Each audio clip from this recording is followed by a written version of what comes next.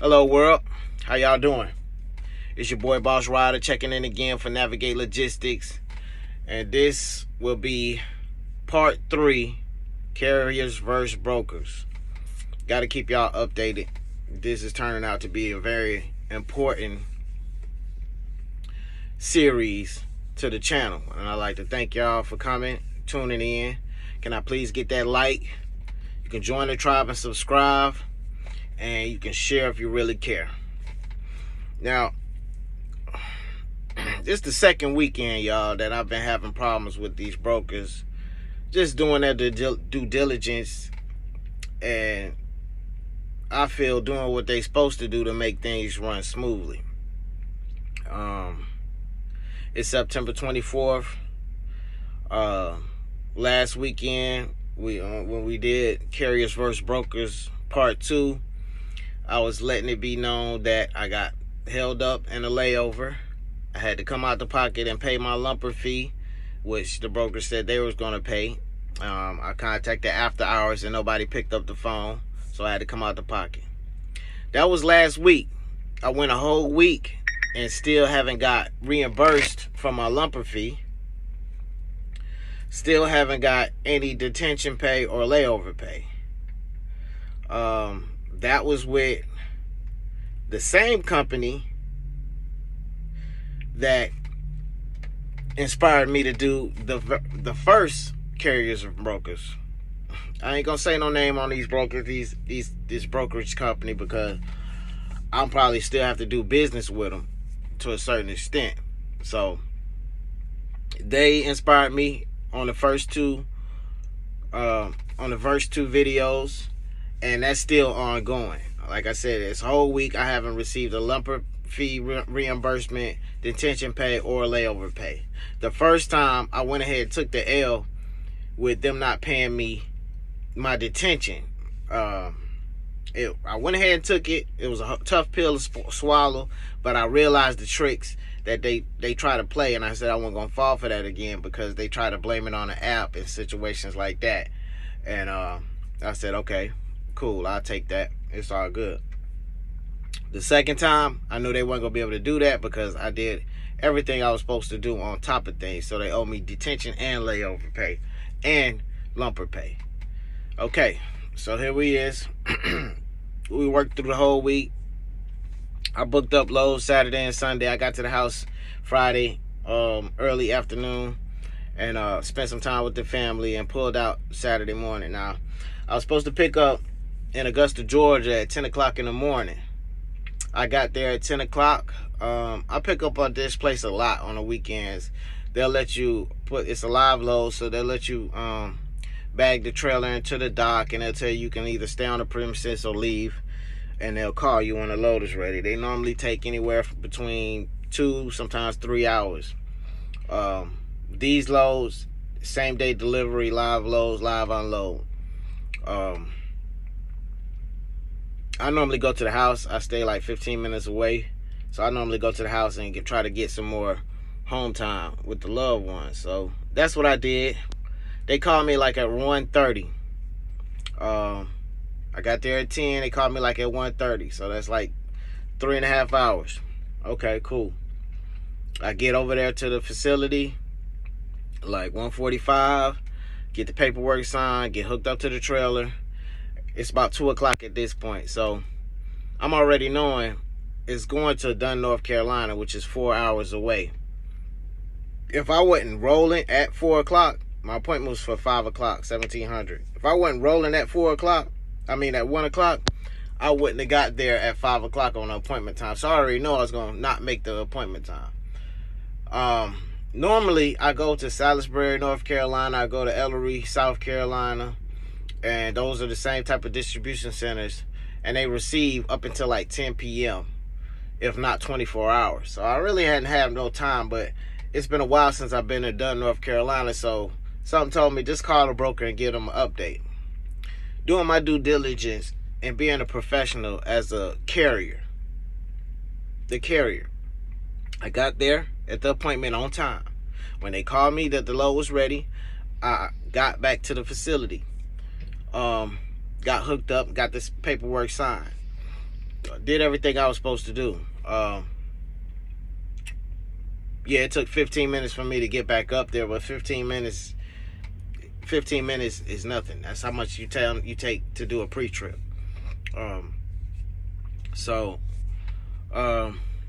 I called the broker. I let him know, hey, it's 2 o'clock. I'm just getting ready to depart the shipper.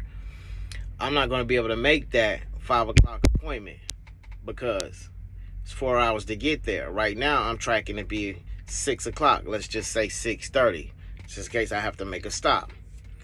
He said, okay, ETA going to be 6:30? Cool. I said, are they going to be able to receive me? I asked him this question specifically. Asked him this question. He said, let me check. He looked at it. He said, yeah, the 24 hours, they'll take you. Okay, cool. Boom. They gave me some reinsurance. I was cool because I was on the edge up until then because I was waiting on them to call me because I want to get this off because I got something booked for Sunday, Monday, Tuesday. I'm already booked up. I already know what I'm going to be making. I already got my bills and everything, situated to what I need to do. I pre-plan. Cool. I get to the place right at 6:30. The guard tell me, hey man, they stopped receiving at 6 o'clock. Receiving is gone. I'm like, oh my God. It can't be. This can't be. So I asked the guard, let me shut down right here. Let me make a phone call. Cool. I sat there for about almost an hour. I called the broker, let them know. Same guy I talked to at the shipper. So obviously all he did was look on the computer. He didn't call. He didn't inform them that the load was going to be late. He just took it upon himself to tell me they would take me without doing any other work. Sitting at the computer without doing any other work. He could have called. He didn't. So I got him on the phone. Hey man, I done got here.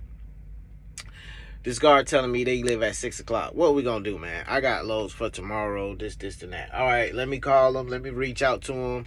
I'll see what I can do. I can get back with you. 30 minutes go by. 40 minutes go by. I look on the paperwork.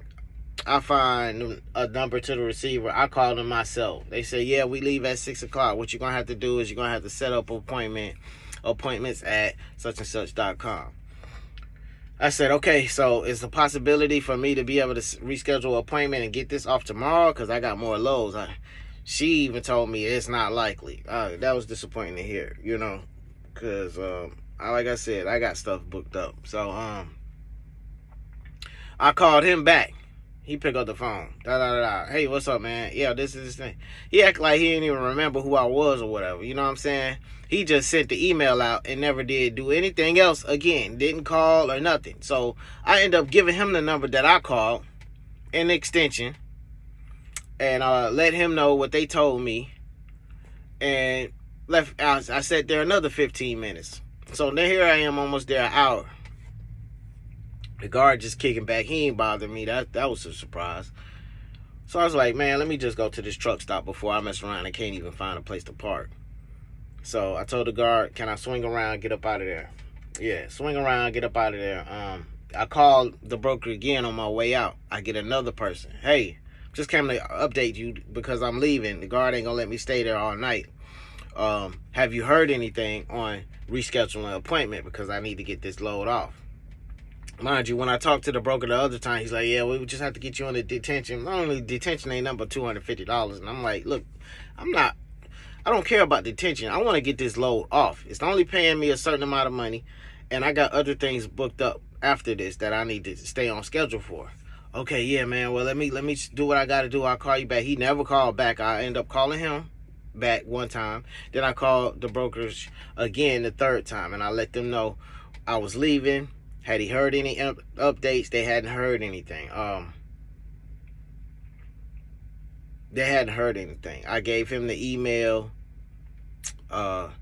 He got the email from me, which they already should have had. You know what I'm saying? Who are you emailing to reschedule the appointment if I got to give you the email to reschedule the appointment? That's all I don't understand.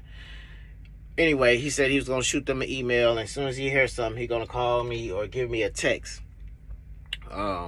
I didn't hear nothing all night. I went ahead, went to sleep. I had a headache, was frustrated. Woke up at 5 o'clock this morning. I'm calling the number. Nobody's picking up. I'm calling receivers. Nobody's picking up. 7:30, 8 o'clock run around. I go in there, wash off, get everything cleaned up and everything. I call the broker. They hadn't heard anything. They could have called me and let me know, or let me know that they hadn't heard anything, because I was supposed to really be picking up my other load at 7 o'clock in the morning. So here I am losing out on another load. I haven't heard nothing about this load that I'm under, and I got to call them to see what's up. She said they hadn't heard anything. One thing that I could do is show up at 3 o'clock p.m. and she knows for a fact that they do work-ins around 3 o'clock. I said, is that, for the weekends or the weekdays, or does it specify? She told me that it's for the weekends. I ain't really trust that, because these brokers ain't really giving me enough to really lean on what they say. You know what I'm saying? So I picked up the phone. I called the receiver again. This time, shipping picked up. I was like, well, can I get shipping? It was like, well, you could dial the right number, but shipping don't come in till like 12:30. I said, well, what time do they close? They stop around 6. Mind you, I don't know what type of receiving department this is that works from 12:30 to 6, because normally it take about 2 hours to unload a truck. So how many trucks are y'all unloading within that 6-hour time frame? If you can't work nothing but 6 hours on a weekend, why even do it? You know what I'm saying? Most of the facilities, that's the same company in like Ellery, South Carolina, or Salisbury, North Carolina, they work all day. You know what I'm saying? So I don't know what's going on with here. I'm going to make a mental note of that. Not to come here on the weekends, you know what I'm saying? Or if I do end up having to come here on weekends, if the shipment is not out on time, notify the broker to where they can go ahead and reschedule me. I could have stayed at the house yesterday. It wasn't no need of me coming out here, spending the night in this truck, so that's about where I'm at with it right now. I still got to call the last broker, the one that influenced me to do part 1 and part 2. I got to call them Monday and get on them about my lumper fee, my detention fee, and my layover reimbursements. Keep y'all posted on that until they do what they supposed to do. It's going to be a part 4 and continue forward with this carrier versus brokers. And like I said, I'm biased because I'm a carrier, but I'm just spitting facts here. You know what I'm saying? So if anybody can want to get some feedback in the comment section, if any brokers are out there want to let me know about how situations are supposed to be handled, if I'm doing something wrong, if the broker's doing something wrong, I love to hear, because like I say, this is to inform people, it's to try to make the relationship between carriers and brokers better, because you got carriers that hate brokers out here, and you got brokers that really don't respect carriers. I think it should be a lot better, because we have to work together, and that's my whole thing of doing this series. So it's going to be continuing on, and as of right now, like I say, I'm gonna have to update you on that first part 1 and part 2, and part 3 has been expired by it's a new brokerage I'm dealing with right now. They didn't call. They have limited information on these receivers, and that's why I'm in the situation I'm in now. And I asked her what I have to do to get my detention and my layover. You have to go on the app. You have to provide, come on now. Y'all tracking me. I haven't got the paperwork signed, so why do I have to do all this stuff in the app for y'all to pay me what y'all gonna be on me? It's just a whole lot of crap, you know what I'm saying? Write the in and out times on the billing latings, man. Come on, man. They act like we trying to cheat them out of money. We sign up to do a job to get a load off. Who got time to be sitting around trying to cheat a broker out of money for one load when it's not guaranteed you're gonna get that money? We want to get that load off, get to the next load. We ain't got time to be talking about, oh, you owe me detention, layover. Man, I ain't got time for that. You know what I'm saying? So why give us a hard time about this detention and layover and lumper stuff? Don't make sense to me, but that's where I'm at with it. So I'm looking for some type of feedback. I'll keep y'all updated on this load as well as the next. Thank y'all for checking in. It's your boy Boss Rider. Checking in for Navigate Logistics. Thank you for giving me that like, joining the tribe, and subscribe, and sharing, because you really care. I appreciate y'all very much so. Peace.